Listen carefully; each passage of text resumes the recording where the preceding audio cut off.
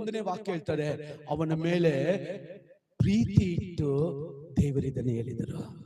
Hallelujah, hallelujah. ಎಷ್ಟು ಜನ ಇಲ್ಲೇ ಇದ್ದೀರಾ?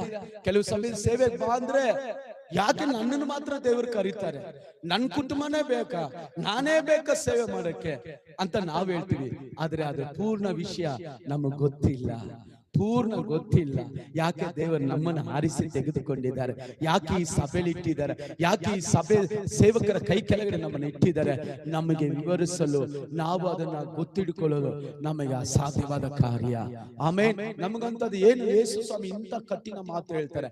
ನಿಮಗೆ ಗೊತ್ತಾ, ಇಡೀ ಬೈಬಲ್ ಅಲ್ಲಿ ಒಬ್ಬನ ಮಾತ್ರ ದೇವರು ಹೇಳಿದ್ರು, ನೀ ನಮ್ಮ ಏಕ ಪುತ್ರನನ್ನ ನನಗೆ ಯಜ್ಞವನ್ನು ಸಮರ್ಪಿಸು. ಯಾರು? ಅಬ್ರಹಾಮನ ಮಗನನ್ನು ನೋಡಿ ದೇವರು ಹೇಳಿದ್ರು, ಈ ಸಾಕನ್ನು ತಗೊಂಡ್ಕೊಂಡು ಬಂದು, ಯಾವಾಗ 100 ವರ್ಷದಲ್ಲಿ ಹುಟ್ಟಿರುವ ಮಗು, ಅವನು ಇವಾಗ ಬೆಳೆದು ಒಳ್ಳೆ ಯವನಸ್ಥನಾಗಿ, ಮಕ್ಕಳು ಸ್ವಲ್ಪ